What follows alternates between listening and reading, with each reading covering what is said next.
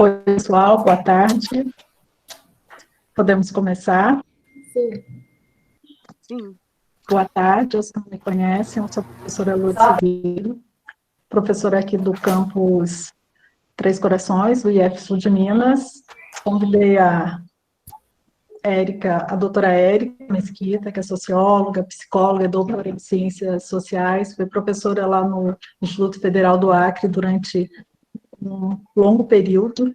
Está falando com a gente hoje para fazer essa reflexão pelo Dia do Índio que tivemos ontem e nos trazer conhecimento e trazer um pouquinho das vivências dela. Gostaria de agradecer a participação de todos, agradecer a participação dos professores que foram convidados para ser mediadores, para ajudarem aqui a gente colaborarem nessa apresentação, principalmente o professor Gabriel Amato, o professor Fábio Data também, professor de Sociologia do campus, o professor Antônio Sérgio, de Geografia, e outros professores da instituição. Agradecer também a participação de alguns membros do NEABI, de outros campos, que eu já vi de outros campi que eu vi aí presentes, e alunos também de toda a nossa instituição, e talvez de fora. Obrigada a todos. Professora Érica, fique à vontade. A professora Paula, que é a nossa coordenadora de extensão, também vai nos ajudar fazendo se tiverem perguntas ou alguma informação que os participantes precisem. Muito obrigada a todos pela participação. Uma boa tarde. Bom, eu agradeço, acho que vocês estão me ouvindo, né? Agradeço a minha amiga de longa data, Lourdes. Agradeço vocês do IF Sul de Minas e todos que estão aqui presentes, também fora do IF, né? Alunos de todo esse Brasil. E eu fui provocada a falar um pouquinho para vocês sobre as experiências, né, dos povos originários. A gente está no abril indígena, né, na realidade.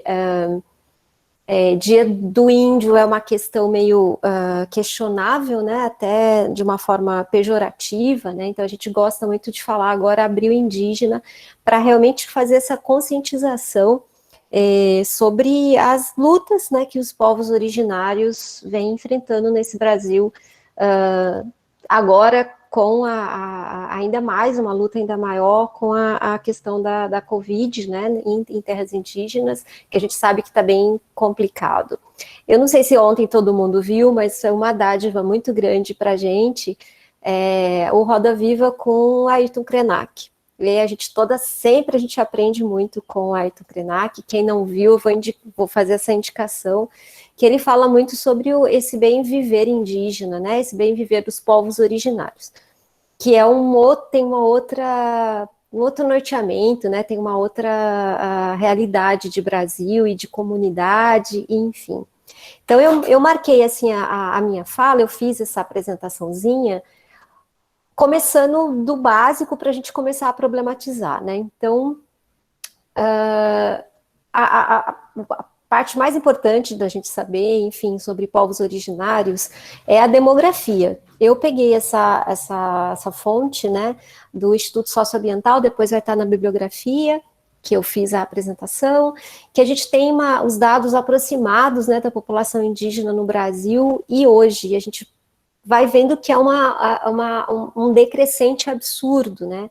E tanto da população interiorana quanto do litoral como um todo. Então a gente tem essa diminuição drástica e o quanto os povos provenientes da Europa, né, os não originários, eles causaram doenças, como a própria, agora a gente tem essa questão da Covid também, mas traziam gripe, traziam sarampo e iam dizimando os povos originários. Então, nessa tabelinha de dados demográficos, fica muito claro, eu acho que é muito visível, de 100% de população total, de milhões, a gente tem hoje poucos, né, e baixa concentração de população indígena no país como um todo. Acho que isso é muito bom a gente ter na cabeça, sabe? A gente tem população indígena pequena e já vamos falar sobre o território. As línguas faladas hoje são 274 línguas, também coletadas, informação coletada no Instituto Socioambiental, e a gente tem uma grande parte dessas línguas faladas atualmente no Norte e no Nordeste. Como foi falado pela Lourdes, né, minha colega também de profissão, eu fiquei muito tempo na região Norte, deu para conhecer um pouquinho, né, principalmente no Acre, né, que tem 8 povos indígenas e falantes de 5 línguas, então 5 línguas nativas, maternas, e a região norte e a região nordeste é que mais tem povo, né, o nativo falante, né, que está menos integrado, vamos dizer assim, na sociedade. E aí tem uma outra questão também complicada, integrado, a gente não quer que o povo originário, e até eu já abortei a palavra indígena, mas já vou explicar. A gente não quer que os povos originários sejam integrados à nossa realidade, né? A gente quer que eles continuem na realidade deles de todas as formas possíveis, né?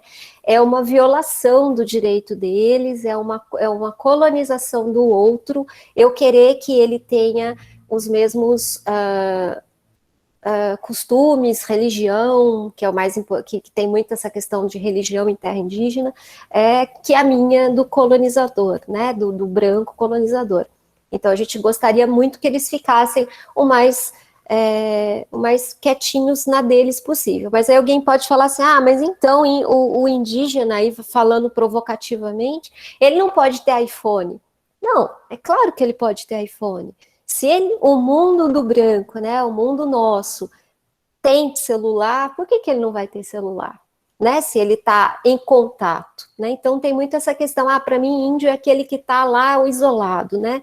Mas não, a gente tem vários povos de vários tempos de contato, tem ainda os isolados ainda no Brasil, que de certa forma a gente pretende muito que eles continuem dessa forma que estão. Então, falar de população nativa é falar de uma diversidade muito grande, de todo o Brasil. Aqui a gente tem os Krenak, aqui a gente tem antigos tamoios ainda sobrevivendo, de línguas aqui do sul, no caso de Minas Gerais, e as línguas faladas no norte, a quantidade de população é maior. Aqui, por exemplo, os Krenak são poucas pessoas que falam a língua nativa, né? Eles já estavam mais em contato do que região norte e região nordeste, que tem o contato foi um pouquinho depois. Eu achei interessante falar sobre isso, porque a gente está falando de terra indígena, e o que os povos, terra indígena no Estatuto do Índio, né, a gente tem essas terras indígenas colocadas também na Constituição Federal, então, por isso o nome terra indígena, né, mas a gente tem vários tipos, né, de áreas, né, tradicionalmente ocupadas, que a gente costuma falar, que são as áreas ocupadas originalmente e tradicionalmente ocupadas há muitos anos atrás, as reservas indígenas, que geralmente é delimitada pela União e passada, né, para depois de um estudo antropológico para essa população, e as áreas interditadas, que são as áreas de perambulação de povos não contactados. Então, se tornam reservas, né, reservas indígenas, colocadas como reservas indígenas, onde você tem perambulação de índio, no caso, como a lei coloca como índio, né, a gente tem uma questão, problematizar essa palavra, como sendo a área de povos isolados, de perambulação de povos isolados. No Acre, a gente tem essas áreas de perambulação de povos isolados, que é o Satanaua, alguns a gente já sabe que é da língua Pano, né, da língua indígena de matriz Pano, porque algumas palavras são muito parecidas. Eu peguei essas fotos, algumas são minhas e as outras estão disponíveis no YouTube para quem quiser, né? Algumas são de minhas mesmo, de quando eu estava em campo. E aqui a gente tem povos, o que eu quero chamar a atenção de vocês é que aqui é o povo indígena Pano, que são os Runicuim, são o maior do estado do Acre, e para vocês perceberem que de uma aldeia para outra modifica a casa. É isso que eu queria que vocês notassem.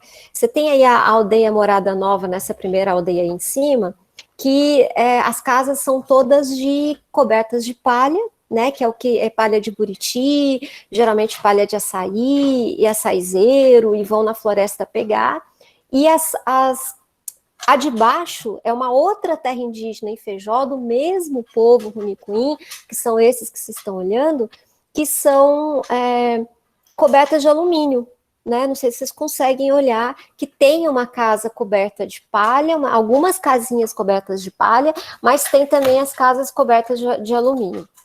Então, a realidade do Estado é uma realidade dependendo de aonde está, aonde se encontra essa terra indígena, ela é mais próxima vamos colocar assim, né, das cidades, elas têm um comportamento. Quando elas são mais longe das cidades, elas têm um outro tipo de comportamento, e isso é algo que é importante falar, porque todos os povos, a gente fala, povo indígena, né, povos originários, dá a impressão que são a mesma coisa, e não são, mesmo da mesma etnia, mesmo dentro de um mesmo estado, você tem realidades de aldeamento diferente, isso é importante saber também. A gente que está aqui em Minas, né, e o aldeamento que eu conheço um pouco mais, porque eu trabalhei também com eles muito tempo, são os Axaninca, né, que é o povo peruano, que faz Peru e Brasil. Eles desceram, né, do altiplano peruano e foram morar também nas florestas brasileiras, no caso do Acre, e eles vivem aqui no Acre, no município chamado Feijó e Marechal Thaumaturgo. São muito conhecidos pela cusma, essa roupa comprida que eles usam, eles cobrem o corpo inteiro, e é interessante perceber que o primeiro grupo que eu mostro, eu vou até voltar, esse grupo, que é o grupo Runicuim, eles têm um tipo de vestimenta no mesmo estado, né? A gente pode falar quilômetros de distância, e já o Axaninca, ele tem um outro tipo de vestimenta. As crianças usam essa cusma, essa túnica, né? O nome é cusma, até o pé mesmo, né? Bem comum, crianças, mulheres e homens. O que modifica é a cor e o tecido, né? De mulher para homem, porque tem uma questão de gênero aí também envolvida. Mas aqui, se vocês podem olhar, e tem fotos minhas, inclusive de acervo meu, pessoal, a gente vê uma casinha e um roçado Axaninca, né? Então você vê que é bem diferente, né? De uma terra indígena para outra, a gente tem uma modificação de cultura e de diversidade muito grande. Aqui estão os isolados. Como eu falei para vocês, na Constituição e na própria legislação indígena, a gente tem as áreas delimitadas de perambulação, que é para os índios isolados. No Acre também tem, né, que é do mesmo tronco linguístico pano, que são denominados satanauas, e alguns colocam outro nome, mas eles são isolados, eles têm pouco contato. E aqui é uma das fotos muito conhecida no Brasil, que ficou conhecida em 2018, quando eles foram vistos pela primeira vez, é do Fernando. Ele é um Axaninca, e ele está com a banana grande, essa banana maior, a banana da terra, para dar para eles, e eles estão fazendo um dos primeiros contatos com a aldeia Axaninca, que é contactada. Então, eles tinham a área de perambulação, e abaixo já era a aldeia. Então, eles chegaram e fizeram esse primeiro contato, né? E aí foram foram feitos sobrevoos, eles pintam de urucum. A gente acredita que é um ritual, né, que determinada época do ano acontece esses rituais, porque eles não ficam todo o tempo pintados, né, com essa plantinha. Então a gente percebe que dá para analisar uma outra cultura, e é muito interessante, né? E é interessante que eles continuem da maneira que eles queiram, e não sejam colonizados de nenhum tipo, nem pelos Axaninca, nem por nós, né? Que eles continuem vivendo da maneira que eles vivem. Aqui é uma outra etnia que é Xauandaua, né? Do Rio Bagé. E vocês podem perceber que lá eu trouxe assim fotos que mostrassem um pouquinho para vocês da diversidade que é, né? Então aqui você tem uma casa de farinha, que quem é do norte sabe o que é uma casa de farinha. Aqui a gente não conhece essa farinha de mandioca muito, lá no norte a gente tem, o que mais tem a farinha de mandioca para se comer, junto com peixe, caça, enfim. E é a senhorinha anciã da aldeia, né? Então a aldeia ela é feita de madeira, as casas, né? E com o teto, essa palha de uricuri, que cobre geralmente as casas. E tem casa de farinha porque eles gostam muito. Nem todos os indígenas, no caso os povos originários, gostam de farinha. Então, alguns sim, outros não, e aqui você tem uma típica casa de farinha, que é também da população ribeirinha, né, da região norte, é muito parecida em todos os lugares, mas que os Xauandaua também utilizam para eles, né, eles acabaram adquirindo essa cultura. Aqui, eu queria falar assim, muito para vocês que Acre tem muita floresta em área indígena, né? Perto de Rio Branco, perto das cidades, a gente tem muita devastação. É campo de gado mesmo. A floresta está muito mais perto das áreas indígenas do que da área de campo das cidades. E o que a maioria dos nativos falam? A floresta é o nosso supermercado. É dali que eu tiro a minha comida, é dali que eu tiro o meu roçado, é dali que eu tiro a palha para fazer a cobertura da minha casa, é dali que eu tiro a palha para fazer roupa para dançar em rituais, é dali que eu tiro praticamente tudo. Então, eles comentam que se eles tiverem uma rede, né, que também é feita tem uma rede feita também de uricuri, se eles tiverem uma rede para dormir, eles conseguem viver numa floresta, né, numa área como essa aí, que é a área da terra indígena Xaninca do Rio Amônia, né? Então vocês podem ver que é uma época de verão, que lá eles têm essa questão do verão e inverno, que não é como aqui no Sudeste. Agora a gente está entrando no inverno, beleza. Mas lá o inverno significa época de chuva. E o verão lá é época de seca. Só que não abaixa a temperatura. A temperatura ela continua nos mesmos média anual de 34 graus, né? E o que acontece quando abaixa a temperatura na região norte é as chamadas friagens. Quando vem uma frente fria muito grande para a região aqui do sul, sudeste, vai subindo até chegar na região norte e cai a temperatura para em torno de 17 graus, aí já está muito frio, mas menos, assim, 15 graus já é um absurdo de frio na região norte. Então, não é inverno, verão, para eles, para os indígenas e para a população local, tem outra conotação. Inverno é época de chuva, os rios estão cheios, e verão é época de seca, os rios estão como essa primeira foto aqui, que é o Rio Amônia com as curvas, então tá bem pouquinho, né, pouquinha água, muitas vezes tem que descer da canoa, empurrar a canoa, não dá para navegar tanto assim, né? E aí eu trouxe porque a floresta para a população nativa, originária brasileira, ela é, como eles mesmos falam, ela é o supermercado deles. Então eles vão até a área de caça e pegam um porquinho do mato, que é isso que vocês estão vendo que a senhora está tratando, a palavra é tratar, mas limpar e fazer. E não só porquinho, mas macaco, mais cotia, mais veado, enfim, tem uma condição muito grande de animais em áreas de floresta ainda não desmatada, que faz sentido para os povos originários, desde fazer casa até a medicina, que eu vou falar daqui a pouco, a medicina da floresta, e a alimentação, né? Então, para eles é muito importante, porque imagina, os Axaninca, eles moram no município de Marechal Taumaturgo, e depois, se vocês quiserem dar uma gugada, eu só não quis trazer muito mapa para não ficar muito pesado, para chegar na terra indígena dos Axaninca, que, bom, vocês devem ter visto nas redes sociais, que o Benque Pianco, ele é muito conhecido, né? Para você chegar lá, você vai até Marechal Taumaturgo de monomotor, né, sai de Cruzeiro do Sul, que é a cidade maior, então você tem 1 hora de monomotor. Para chegar na aldeia deles, é mais ou menos subindo umas 3 horas.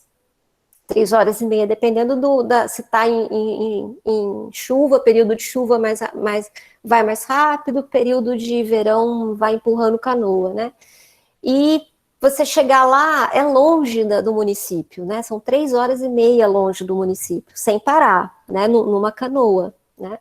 E por ser longe, não tem como você fazer, o que é interessante falar, né, que vou comprar pão ali na padaria, eu vou comprar uma carne, né? Não, você tem que ir caçar. Então, muitas vezes sai uma equipe de homens para caçar, uma equipe de homens para pescar, e para ficar um tempo usando daquela caça, né? Divide, né, de acordo com o tamanho da caça, é dividido até para a aldeia inteira. Né, se pega um veado grande, vai cortando, divide para todas as famílias.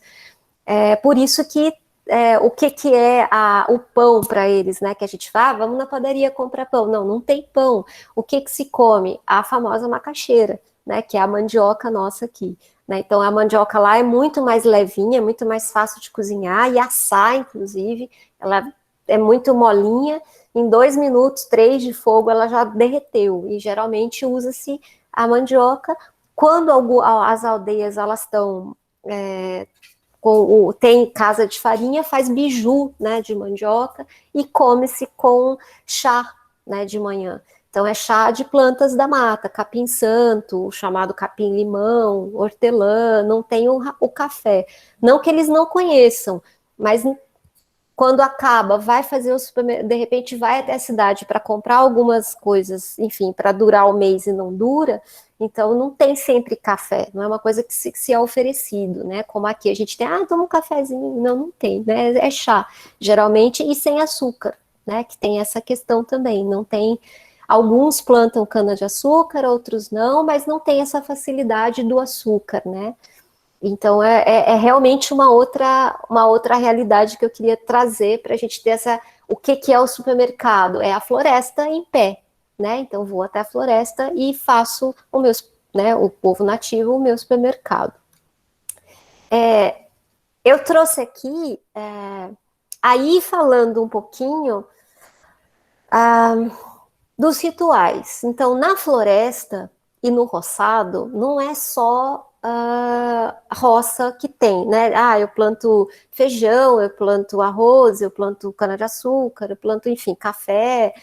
Poucos, os Axaninga plantam café, eles têm mais eles fazem um chafé, né? Eles não acabam não fazendo como a gente faz, né? O café. Mas poucos plantam, e além desse plantio do roçado, tem o plantio das medicinas, né?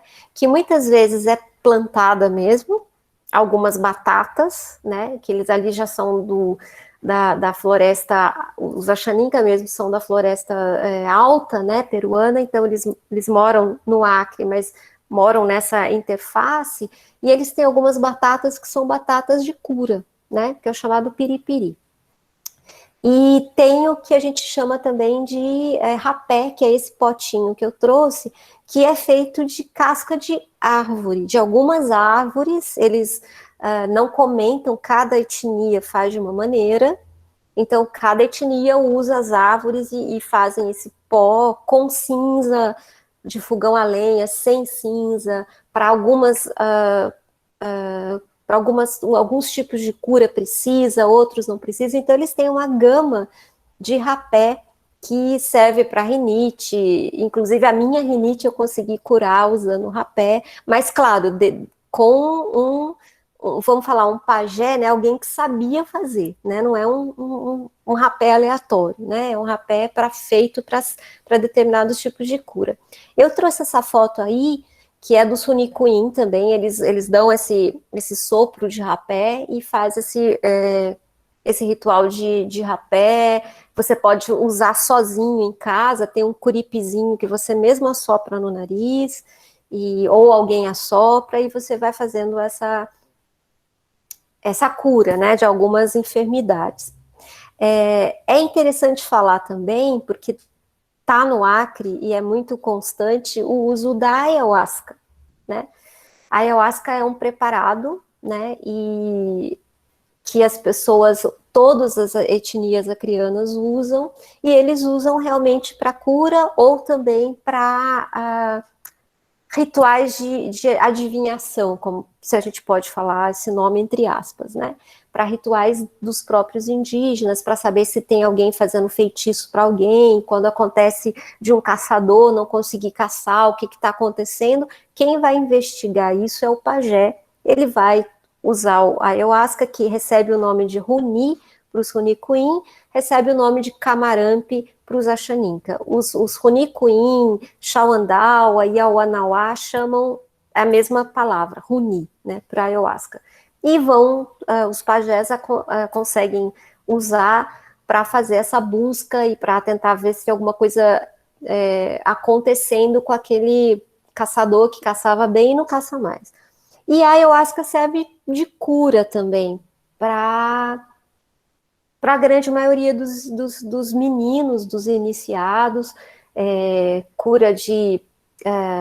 bom, a pessoa está meio... Vou usar uma palavra ruim, mas ela não está muito bem, não está se sentindo muito bem, ela vai até o pajé, comenta toda a sua história, e muitas vezes é dado pequenas doses de ayahuasca para ela começar a entender o que está acontecendo com ela mesma, né? E aí tem várias plantas que são utilizadas para fazer, então não tem só uma maneira de preparação. Alguns colocam algumas outras medicinas no meio para limpar, para fazer a pessoa vomitar, para fazer a pessoa ir ao banheiro, e aí o xamã, né, o pajé, ele sabe mexer com esse conhecimento, que é um conhecimento tradicional muito utilizado no Acre, e não é à toa também que, aí fazendo um parênteses, né, que o Daime, né, a própria União do Vegetal, são igrejas que usam ayahuasca, mas dentro de uma doutrina mais cristã, né, ela tem pujança muito grande entre Acre e Rondônia, né, e é ali que nasce essa cultura do vegetal ou da ayahuasca, né, baseado no conhecimento indígena, né, dos povos que habitam, né, até hoje a região do território acreano, que a gente possa chamar. Então, tem sopros também, sopros com, vamos falar assim, como se fosse um canudinho forte, e o pajé ele acaba usando ele mesmo faz com a mão para puxar alguma doença de você, ele consegue, enfim, fazer ter esse tipo de conhecimento, ou então um canudinho, e ele sopra ou ele suga essa doença espiritual, né, que eles têm esse controle muito grande, e até hoje isso funciona, né, e eu já vou passar mais para falar justamente disso.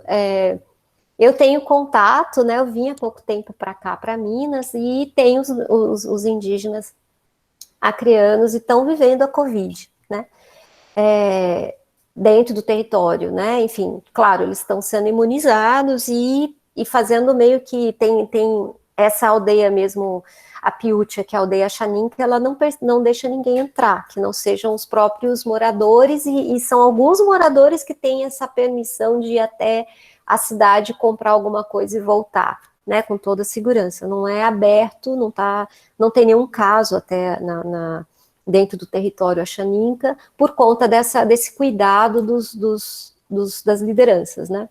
E o que tá acontecendo em algumas etnias, não só acreanas, mas na região norte como um todo, é o uso de algumas plantas medicinais para evitar que a pessoa fique com mazelas maiores ou pegue a Covid forte, né? Então a gente tem relatos não só dos Runicuim usando medicinas da floresta, eles falam ervas, o que a gente chama de ervas medicinais, para eles são medicinas da floresta, mas também os marubo, os matices, os próprios Yanomamis, quer dizer, cada etnia de todo esse Brasil, ela tem esse encontro com a floresta também para cuidar desses, enfim, o que eu queria dizer é uma tentativa e erro, é como se fosse a nossa medicina mesmo, né, você vai lá, toma um exemplo, né, você toma um antibiótico, não deu certo, vai lá e toma um outro antibiótico, né, a mesma coisa com eles, só que eles usam a medicina da floresta. Ah, então, eu tô com, enfim, tô com rinite, então eu vou usar essa erva, né, essa medicina, essa erva da floresta, junto com esse pozinho de árvore, né, da casca, vou macerar e você vai usar. Melhorou? Não, então vou colocar mais isso. É meio essa tentativa, e eles fazem com muito acerto, eles fazem com muita perfeição. É claro, as ervas medicinais, elas não curam o coronavírus, né? Isso é fake news. Elas apenas vão melhorar sintomas, que eles comentam com a gente, né? De longe a gente já ouviu falar, né? Ah, a pessoa pegou, está tomando, de repente, a medicação vamos falar dos brancos, né? A alopática, mas também está fazendo uso de medicinas, inclusive medicinas de uso ritual, vamos dizer assim, né? Não só a medicina de uso diário, mas medicinas de uso ritual também. E outra coisa importante, e aí é uma foto para vocês perceberem a dificuldade dos povos indígenas. Bom, aqui é um rio em época de verão, então o rio está seco, vocês podem ver que tem um rapaz até o joelho, né, no rio, ele está pisando no rio e tem a canoinha, né, ou seja, é uma dificuldade muito grande de se chegar às aldeias, mesmo para fazer a vacinação. Então, viva o SUS mesmo, né, a gente tem que agradecer, porque as equipes de saúde indígena vão muito difícil, sobe mais de 12 horas de barco, quando não vão de monomotor até parte, depois sobe 2, 3 dias, então a gente tem que agradecer muito o SUS, e pensar que muitas vezes as pessoas que estão na aldeia, essas aldeias são a grande maioria, não só no Acre, mas na região norte como um todo, elas são distantes dos grandes centros. Então, o que acontece? A grande parte dos povos originários que são acometidos por uma doença mais grave, que não conseguem resolução com a medicina da floresta, eles são obrigados a migrar.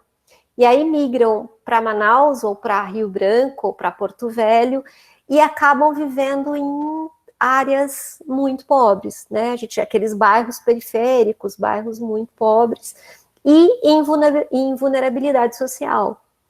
Porque é um mito falar que os povos originários ganham uma bolsa da FUNAI, ou têm dinheiro de governo. Não, eles não têm, né? Quem é aposentado por idade, quem está com alguma invalidez é aposentado por invalidez, eles não têm nenhum real a mais, só porque eles são povos originários, né? Isso na região, a gente tem que tirar isso, porque tem muita gente que espalha esse tipo de fake news, né? Então eles acabam indo morar como essa casa, né? Que é uma casa que é um quartinho de madeira, com um banheiro coletivo e várias famílias morando nesses quartinhos de madeira nas periferias das grandes cidades, né? Então eles são vulneráveis, estando em território indígena, por conta dos madeireiros que acabam entrando para derrubar, e dos garimpeiros, que no Acre em si não tem garimpo, ali não é área de ouro nem de garimpo, mas a gente sabe que, enfim, né, na região norte a gente tem a área, principalmente Yanomami, a área de garimpo. Aí do lado, a gente tem uma área bem simples, né, geralmente nas grandes periferias de cidade, onde vai morar os povos indígenas, e cai na categoria que bem falou Eduardo Viveiros de Castro, pobre. É muito mais fácil, né, para o governo trabalhar a categoria pobre do que povos indígenas, né? Porque pobre você colocam no mesmo balaio, vamos dizer assim, né? E povos indígenas você tem que ter um outro olhar, um outro cuidado. Mas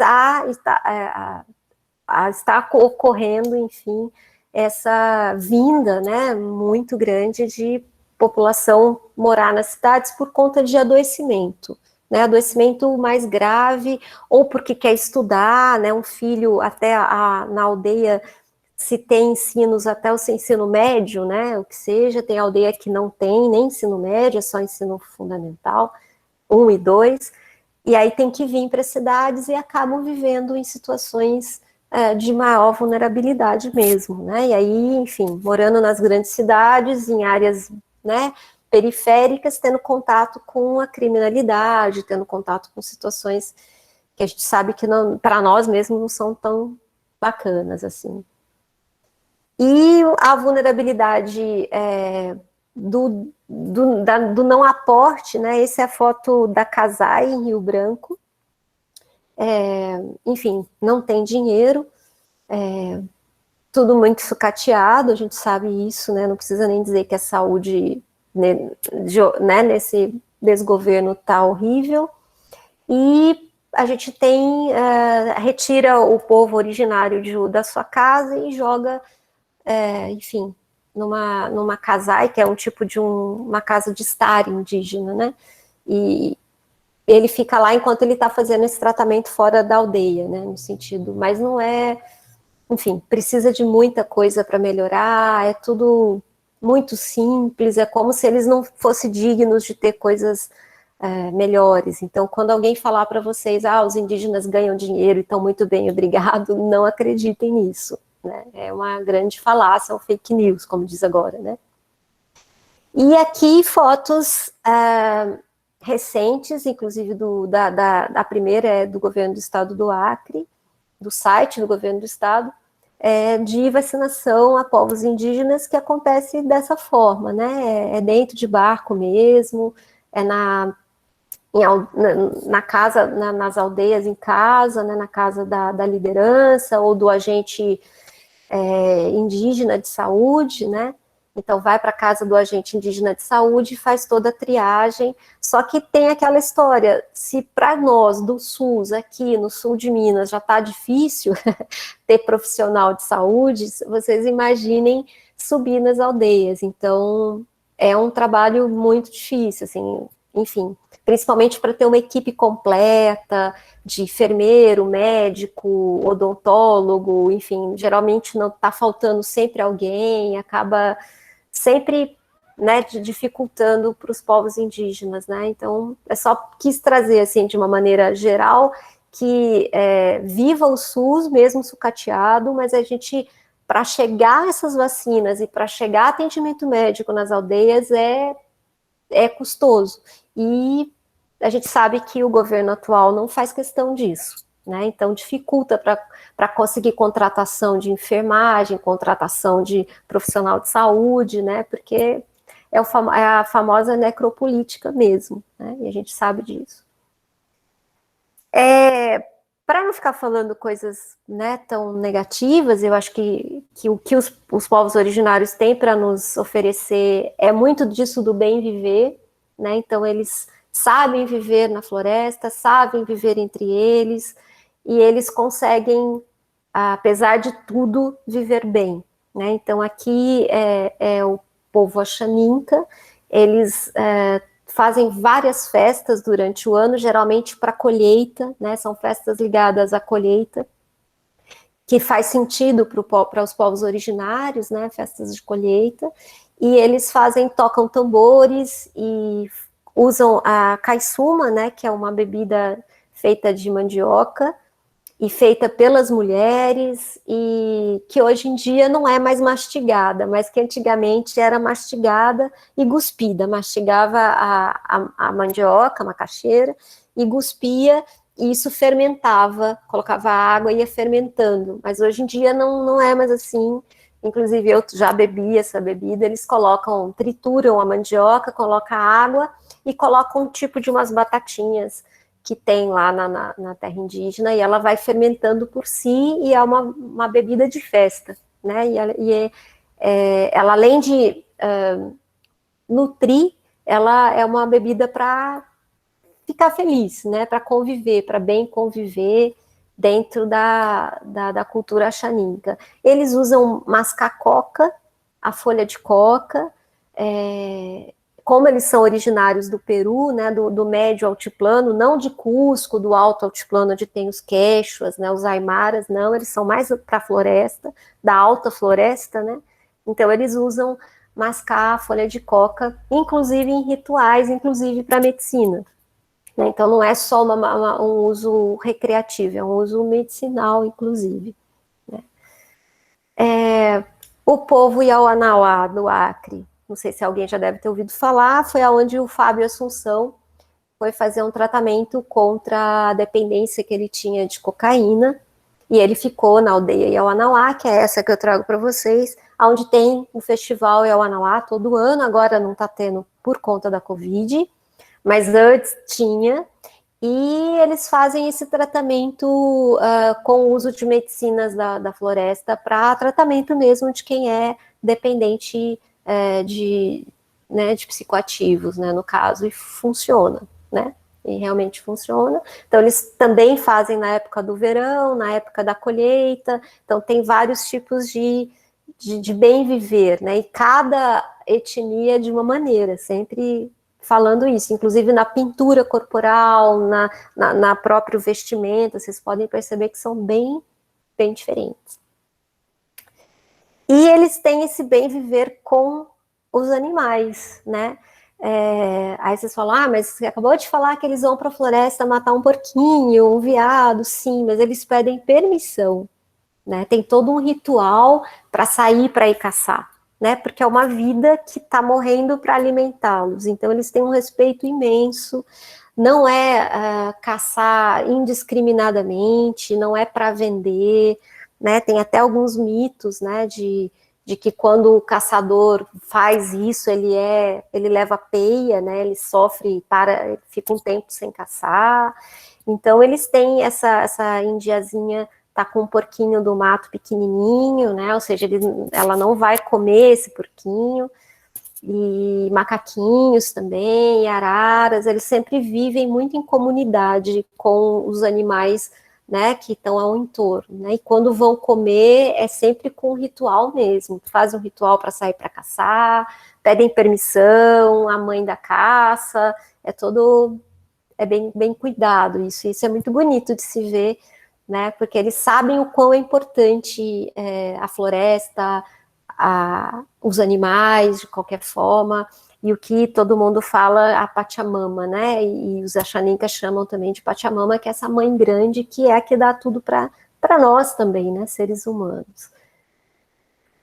Aí eu trouxe a minha foto, para a gente terminar, é a foto com o pajé Axaninka, é o Aricêmio, e quando eu estive lá e fiz meu trabalho de campo com eles, e aí eu achei muito interessante a gente terminar com uma frase do Jung, que eu acho que meio que fecha para a gente ter essa empatia com todos os seres, né, mesmo e com todos os conhecimentos, principalmente conhecimentos tradicionais, a gente tem que ter eles no mesmo nível, né, então que conheça todas as teorias, domine todas as técnicas, mas ao tocar uma alma humana, seja apenas uma outra alma humana. Obrigada.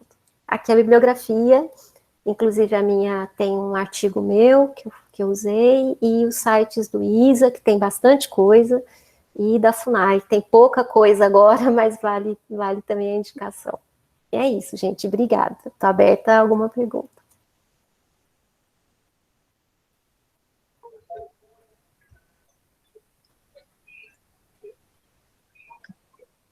Obrigada, professora Érica. Fiquei muito, muito feliz com a apresentação. O professor Gabriel, nosso professor de História, também vai nos ajudar um pouquinho aí com relação às perguntas. Os professores, os alunos, os participantes que tiverem perguntas podem deixar aí no site ou levantar a mãozinha aí para fazer as perguntas, tá? Muito obrigada, Érica. Érica, queria reforçar os agradecimentos e parabenizações que estão vindo aqui no chat, que a professora Lourdes também já disse. Muito obrigado. Muito interessante mesmo, assim, conhecer tantas informações a partir da sua pesquisa, que eu acho que vai criando, né, um quadro ainda mais heterogêneo desses povos originários que foram e são ainda tão homogeneizados sobre essa alcunha e esse apelido que eles receberam de índios, né? Pois é. Eu tenho minhas perguntas também, mas tem muitas perguntas aqui no chat. Eu selecionei, tentando concentrar um pouco por afinidade, 3, e te propôs de fazer essas 3 perguntas como uma primeira rodada, aí você responde, depois a gente faz uma segunda rodada, até quem sabe eu consigo incluir a minha questão. Pode ser assim? Pode ser. Então ótimo, Então, a primeira pergunta, professora Érica, é da Dara, nossa estudante no campus. Ela perguntou se, Dara, ela perguntou se os povos originários, né, que estão lá atualmente no estado do Acre, se eles fazem pagelanças para pessoas de fora das suas comunidades, de fora das suas sociedades, né? Você começou a falar um pouquinho mais sobre isso, mas também fiquei interessado para saber mais sobre esse assunto. A segunda pergunta vem do professor Sebastião, que é professor de física no campus. Parabenizou também o evento e fez duas perguntas. Ele disse que no início da apresentação você mostrou para a gente um gráfico, né, que demonstra o declínio populacional e que chamou muita atenção dele. Principalmente o dado de que lá no século XVI, entre 1500 e 1570, a população nativa caiu de 2 milhões para 200 mil.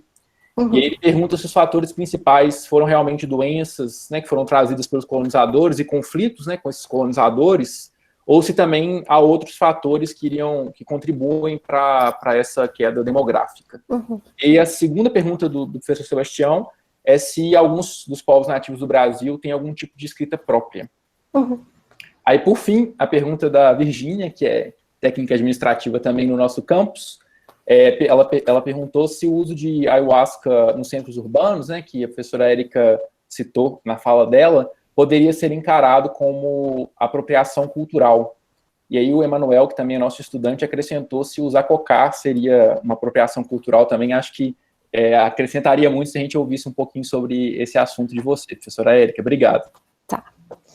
Então, vamos lá. Vamos começar pela pagelança, né? A Dara perguntou se tem pagelança para pessoas que vêm de fora da aldeia. Tem, né? Então, não sei se vocês já viram, mas fica fácil, assim, joga no Google, né? O Dr. Google sabe muita coisa.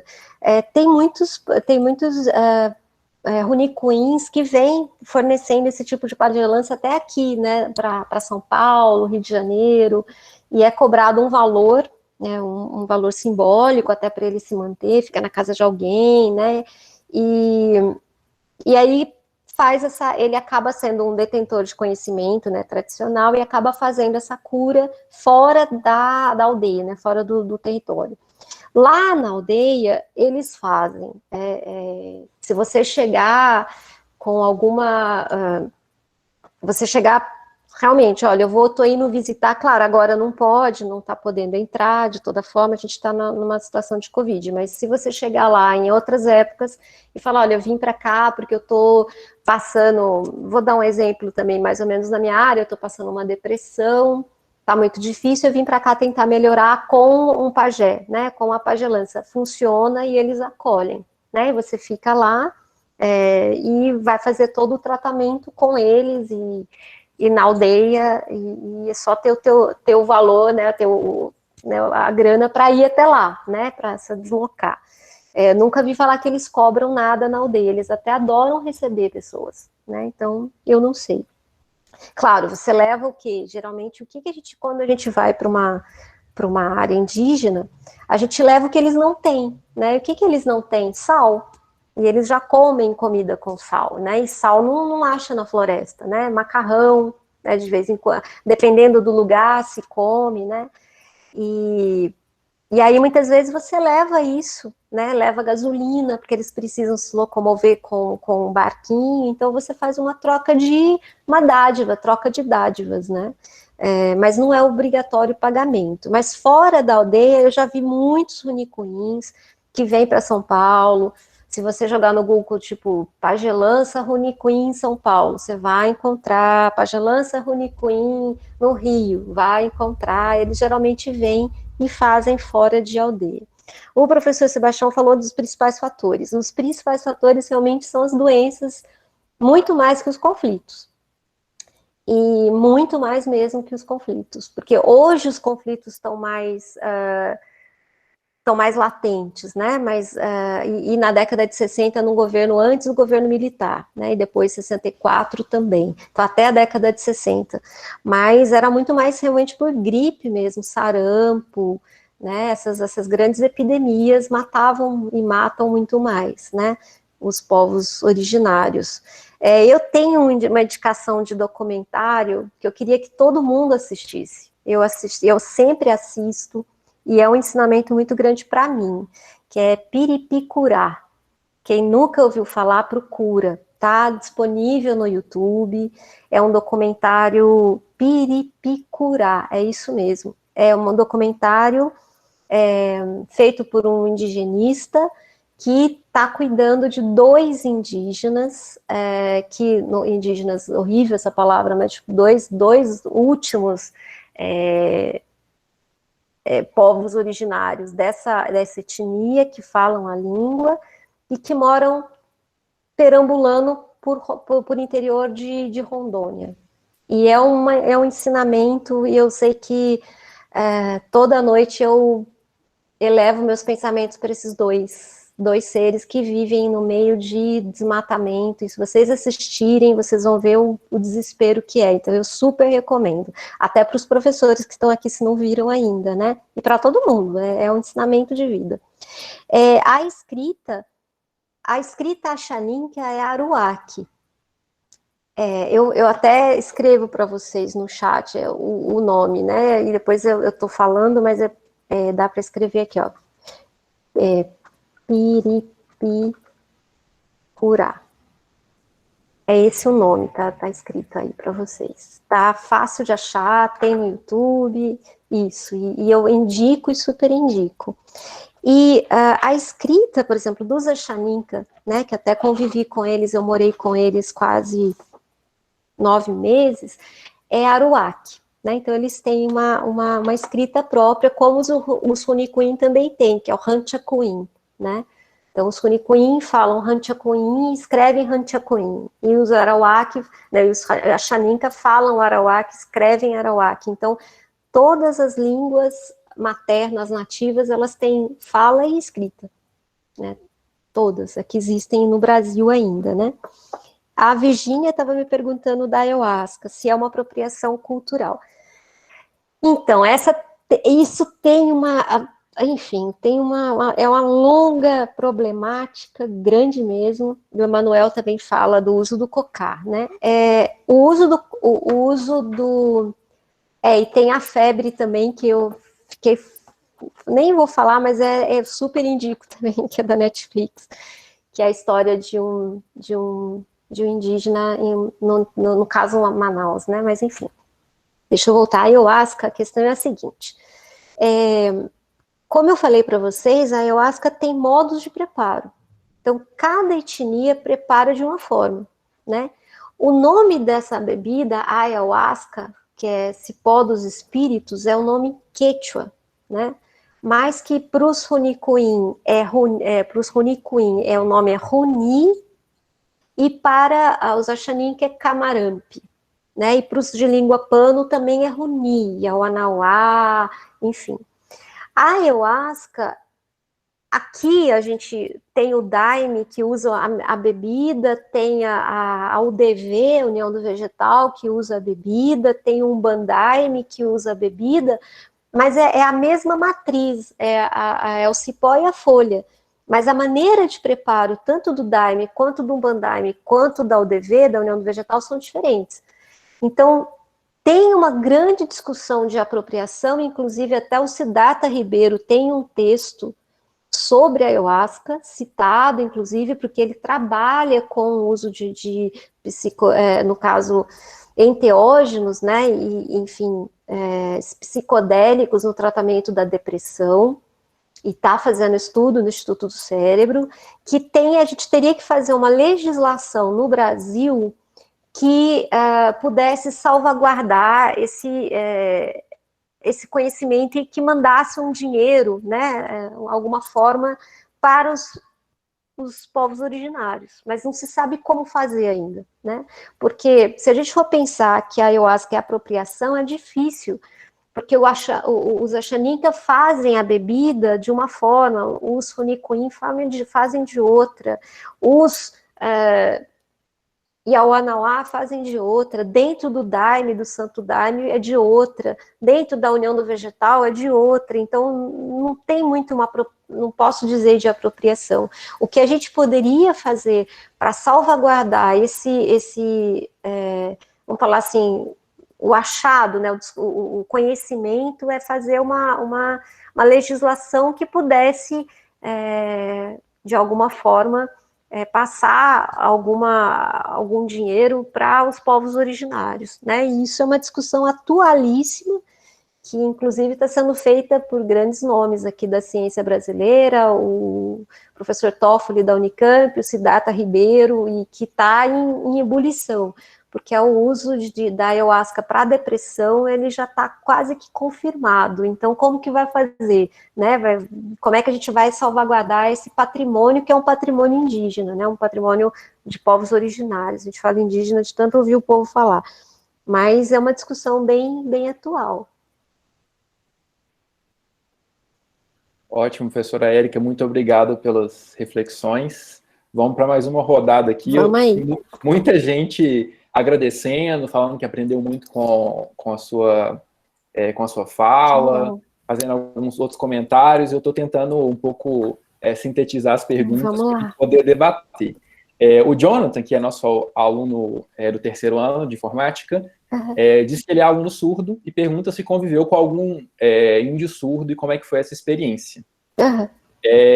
A Luciene disse o seguinte, que temos muito que aprender, sem dúvida, temos muito que aprender com os povos originários, mas ela pergunta, será que eles têm alguma coisa a aprender com a gente, o homem branco, entre aspas?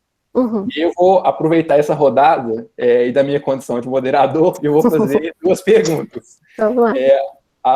A primeira, professora Érica, é sobre a juventude, assim, como é que era um pouco né, essa vivência nas comunidades, nas sociedades nativas do que atualmente é o Acre dos jovens, né? Jovens como são nossos estudantes que estão aqui conversando com a gente, né?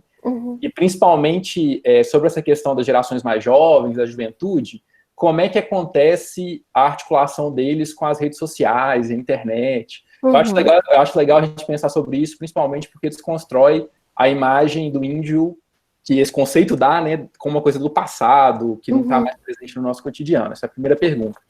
E a segunda, eu ia te pedir para explicar para a gente por que Abril Indígena e por que não Dia do Índio. Acho que é uma pergunta que talvez muita gente não saiba por que a diferenciação. Eu acho que ela é bastante importante. Obrigado. Beleza. Vou responder para o Jonathan. Jonathan, a surdez, né, a dificuldade, né, o aluno surdo, ou o jovem surdo, ou o idoso surdo, existe em qualquer cultura, inclusive nos povos originários. E eles falam, né, na linguagem surda que eu não conheço, nem consigo falar, só sei falar oi, né, oi, gosto de você, mas não sei muita coisa.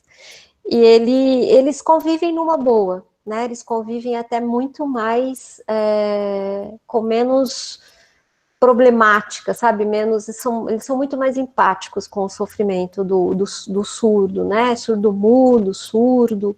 Eles têm muito mais, agregam muito mais, né? Tem mais empatia, tem mais acolhimento do que a gente, né? Que meio que tem uma certa, mas ele é surdo, mas ele tem aquela, enfim.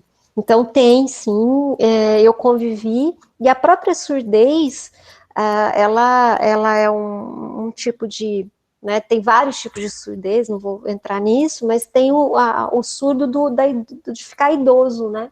Então, o idoso indígena também vai perdendo a audição, e aí acaba sendo como se fosse um idoso aqui, né? Então, aqui no sul de Minas, de qualquer forma. Então, eles têm mas tem muito mais carinho para tratar, né? Os jovens não tratam... É muito bonito isso, falar de jovem, juventude, né, nativa, que eles não gritam com os idosos. Eu nunca vi nenhum jovem gritar com o idoso. Assim, sabe como aqui acontece? Ei, vó, para com... Não tem. Não existe isso. Você vai perto e fala, vó, sabe? Não tem um certo cuidado, porque para os povos originários, Os idosos é como se fosse a biblioteca. Então, eu não trato um livro que eu gosto muito de qualquer jeito, né? Eu não consigo tratar, no caso, o jovem, né? Ele não faz isso. Então, eu vi muito respeito, principalmente quanto mais idoso, mais respeito tem. Mas muito respeito. Eu cheguei a ter um contato muito pequeno com alguns idosos, assim, tipo, Raoni Metukire. Gente, você não chega perto do Raoni Metukire de qualquer jeito, né? Ninguém chega. Então, é nesse nível. O idoso, ele é visto como uma biblioteca de Alexandria, né? Se eu posso falar assim. É muito bonito de ver, é bem bonito. Isso a gente tem que aprender muito com eles. E a Luciene pergunta se eles têm muito que aprender com a gente. Luciene, a gente tem muito mais que aprender com eles. Maninha, a gente só fez coisa ruim para eles, ó. A gente tem muito mais que aprender com eles. Isso eu vou dizer. Certeza. Certeza, certeza.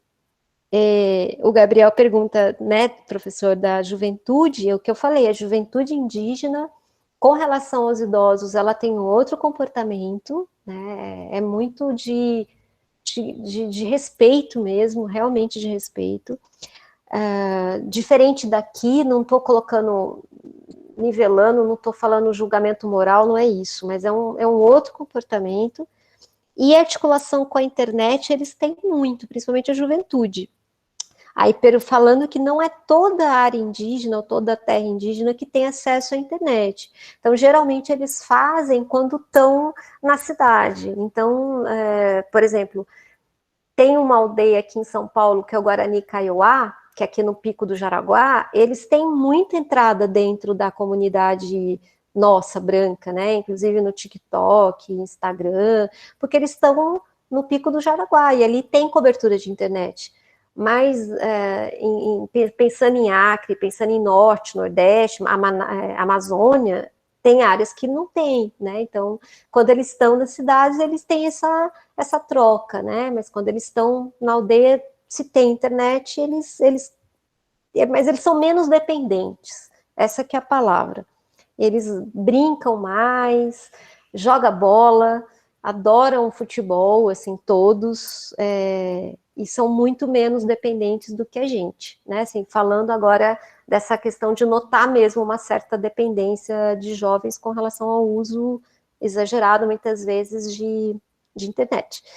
E a gente fala muito mais em abril indígena e não 19 de abril, dia do índio, porque não precisa de um dia do índio, né? A gente tem o abril indígena é um abril que a gente costuma falar que é um abril de motivação para pensar as lutas que eles passam em todos os territórios indígenas, que não é a mesma coisa. Por exemplo, no Mato Grosso, em Dourados, onde tem os Guarani, e os Guarani Mibiá, e os Guarani Kaiowá, eles têm problemas com agrotóxicos que passam nas fazendas de monocultura de soja e passam nas aldeias jogando agrotóxico. E como faz? Né? Diferente da área de Manaus ou da Amazônia, que lá é a queimada. Né? E no Acre muita questão é a queimada também. Né? Que o ano passado eu estava lá ainda na pandemia, a cidade em volta de Rio Branco, em volta de Cruzeiro do Sul, Feijó, que são cidades acreanas, estava tudo queimando, e você em pandemia tendo que respirar fumaça, mas não é uma parte do dia, é uma semana, 15 dias respirando fumaça. E isso eles passam, isso nós também passamos, porque não tem assim, o branco tá queimando, mas vai atingir só o branco. Não, acaba atingindo também os povos originários. Então, todo mundo respirava fumaça, isso ano passado. Aqui, com relação aos povos Guarani, né, eles têm muito mais entrada, porque no Pico do Jaraguá, em São Paulo, tem uma aldeia e eles têm muito mais internet. Mas em alguns lugares do Brasil, você vê que eles são mais envolvidos com a internet quando realmente tem internet, né? E aí, em outros lugares, um pouquinho menos, quando não tem esse acesso, que é bem diferente nas regiões, assim, bem mesmo. E abril indígena porque é abril de luta. 19 não é mais o dia do índio, porque 19, dia do índio, como se colocou, né? Primeiro não é índio, índio é um nome que deram para as navegações que foram, né, que iam para as Índias, e aí viram as pessoas e deram o nome de índio. Não, isso aí já caiu, a gente tem que lutar mesmo para falar povos originários, povos nativos, porque de índio eles não têm nada, eles não nasceram nas Índias.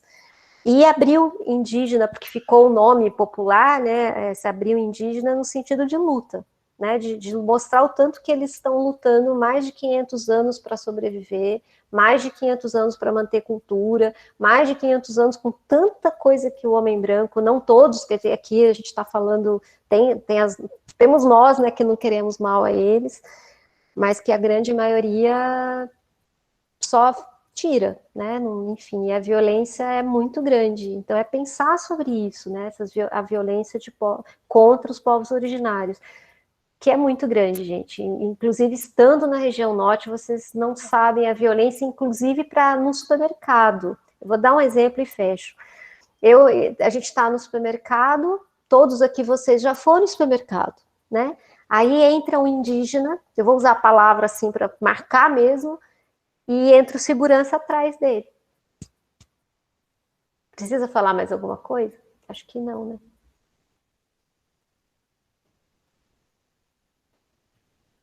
Professora Érica, mais uma vez, muito obrigado. Gostei muito das suas reflexões, principalmente sobre o 19 de abril, né? Como historiador de formação e um historiador do tempo presente, sempre esses debates e disputas em torno das datas comemorativas e do que elas significam, né? Sempre me chama muito a atenção e existe um debate muito grande com relação ao 19 de abril.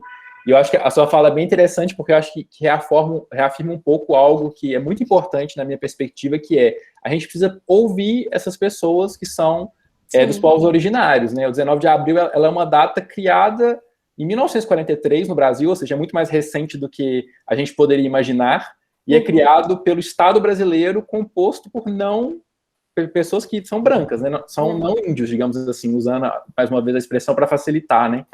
Então, e os povos originários estão dizendo para a gente, olha, a gente não se identifica, a gente quer outra coisa. Então, acho que isso reafirma muito, muito mesmo a sua fala. Bom, temos muitas perguntas e muitos comentários, já estou até um pouco mais perdido, mas vou fazer mais uma rodada aqui.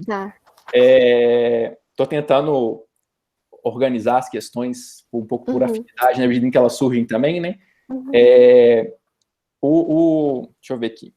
Antes disso, a professora Lourdes explicou que a sigla do NEAB, né? E agradeceu a participação. Eu faço agora pública a participação, agradecimento da professora Lourdes, né? O NEAB, para quem não sabe, são os núcleos de estudos afro-brasileiros indígenas que existem nos campi dos IFs, de uma maneira geral, inclusive no IF Sul de Minas. Agradeço aí a participação de todo mundo. Tem alguns comentários, mas eu vou focar nas perguntas. A Lavínia, que é nossa estudante também, no campus, perguntou como é que é o ensino nas aldeias. O Pedro, que também é nosso aluno, perguntou se existe violência nas sociedades originárias isoladas. E aí o professor Fábio, que é professor de Sociologia no campus, reforçou o agradecimento pela excelente palestra e falou que você comentou a existência de 5 povos originários na região que você viveu, lá no Acre. E gostaria que você falasse um pouco sobre como é que é o contato entre eles, né? A gente falou muito sobre o contato da sociedade dita branca com eles, né? Um pouco o contato entre esses povos originários, sociedades originárias. Por enquanto é isso. Tá, então vamos lá. Então, Lavínia, no Acre, em especial, e em Manaus também, em Amazônia também é a mesma, no caso, Amazonas é a mesma coisa, tem o ensino, o chamado ensino indígena, né, escola indígena. Então, como é que funciona?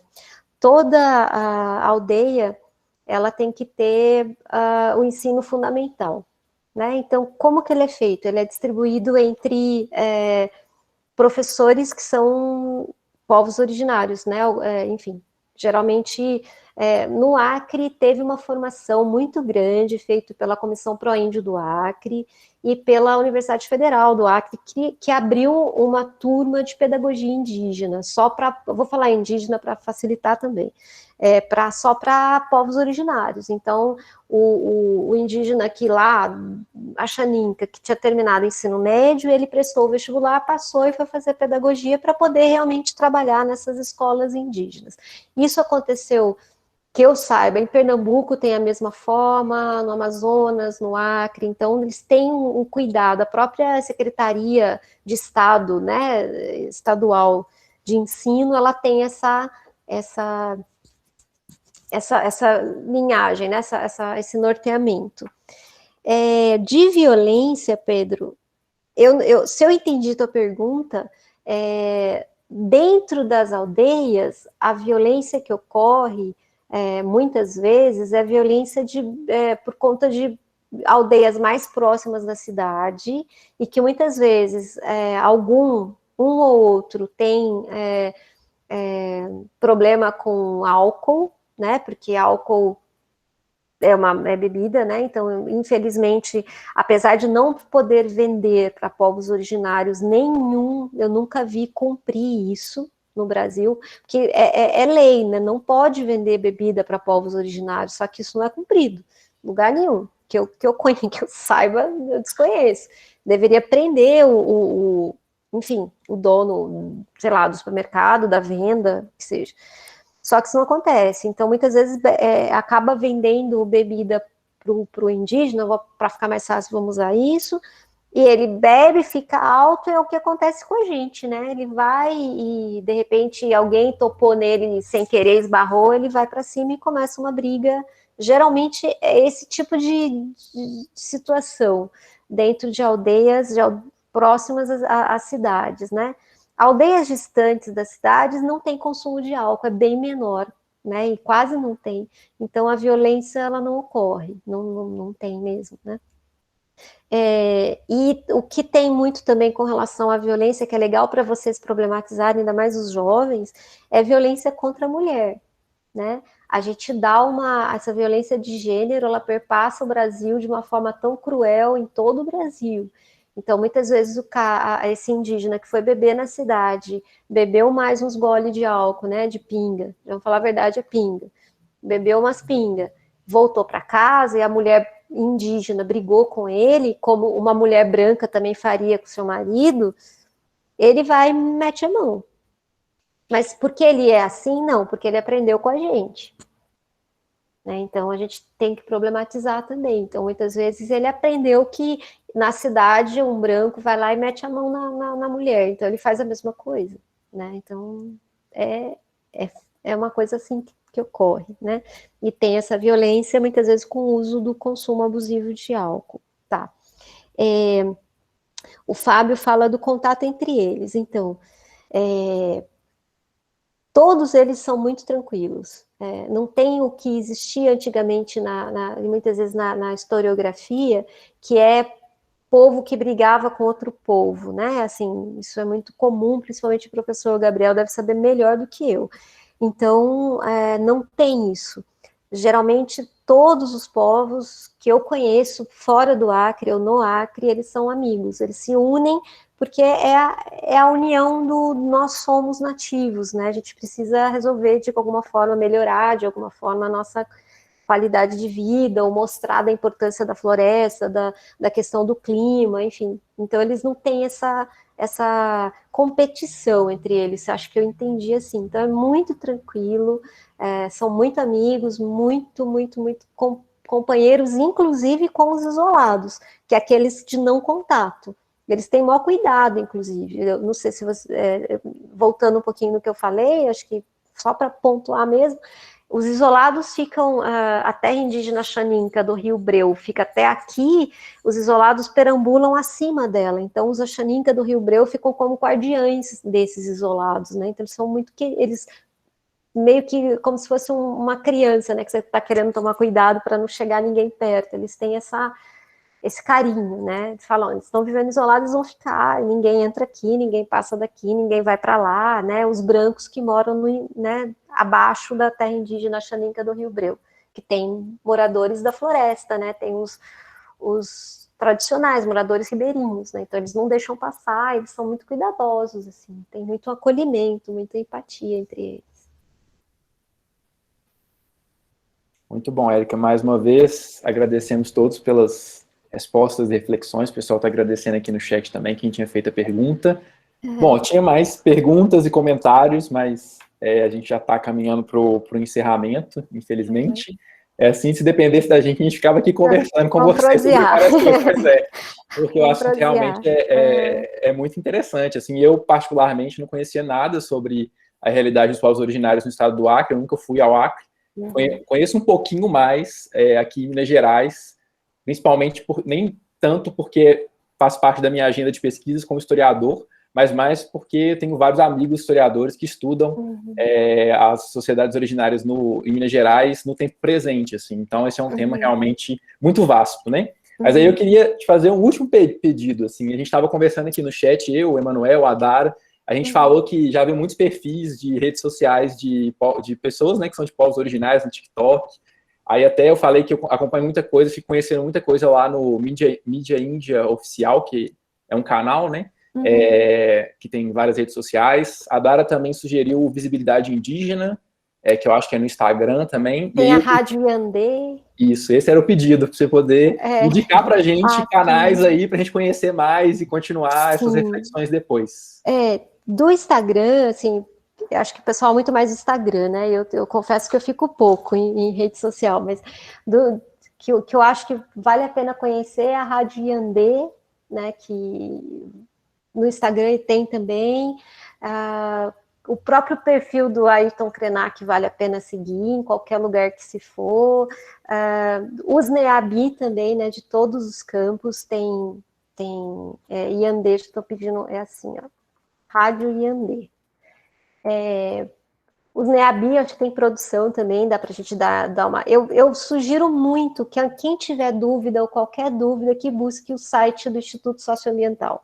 É um site muito fidedigno, não esconde, tem questão de Covid, tem números atualizados, tem sobre medicina, o próprio Instagram do Siddhartha, para quem gosta da ayahuasca e quer saber um pouco sobre patrimônio imaterial, patrimônio material, eu vi que tocou nisso, o Siddhartha Ribeiro, né, tá pesquisando sobre isso, ele fala sobre o uso de psicodélicos. O Luiz Fernando Toffoli, professor da Unicamp, tem Instagram também, que é o nome dele, que também pesquisa propriedades, vamos falar assim, psicodélicas, né, das medicinas nativas, né, dos povos originários.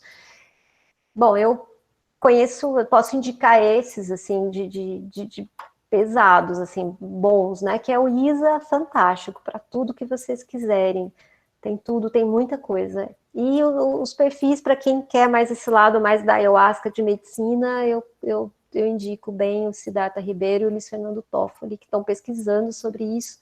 Eu fico meio no meio, porque eu sou socióloga e psicóloga, então me interessam os dois.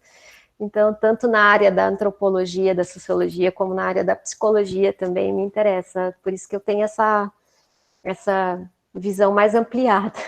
Então, eu super indico, sigam o Siddhartha Ribeiro, ele está com pesquisas muito importantes na área.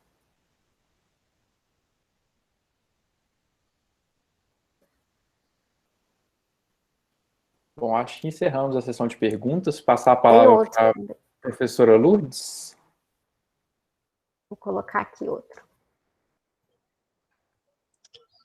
Bom, Érica, mais uma vez agradeço pelos esclarecimentos, pelos ensinamentos. Eu acho que foi, assim, quase 1h30 de muita aprendizagem para nós, né?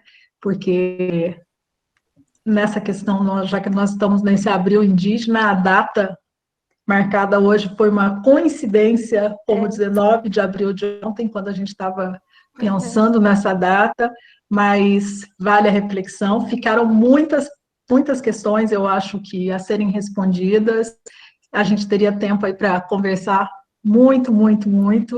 E agradeço de coração a participação de todos, a Érica pela disponibilidade, e coloco o nosso campus do IF Três Corações à disposição, agora que você está mais perto, quando tivermos oportunidade, pode vir nos visitar, pessoal. tá? E poder dar um abraço pessoalmente assim que passar esse período conturbado. Para os demais, muito obrigada. Obrigada, professor Gabriel e aos demais professores, colegas, os técnicos, os alunos e o pessoal de fora que participou. Obrigada, viu, gente? Érica, só uma perguntinha, você vai deixar algum contato para o pessoal que queira entrar em contato com Sim. você? Pode disponibilizar? Então, eu tenho minha rede social, que eu até deixo aqui no site, eu estou mais nela, que é o Instagram, né? Quem quiser seguir, tá aí, né? Eu acho que eu estou mais nessa rede social. Posso deixar meu contato também, se alguém quiser conversar, pode deixar e-mail, mas essa Instagram acho que todo mundo vai, né, na realidade. Eu que agradeço você, Lourdes, o pessoal, os professores que estão aí, que estiveram presentes, os alunos principalmente, né, que vale a pena a gente conhecer outros olhares, outros mundos, né, para a gente se enriquecer cada dia mais. Eu agradeço muito, foi muito bom. Muito obrigada. Aos demais, uma ótima tarde. Tchau, gente, boa tarde. Tchau, obrigada.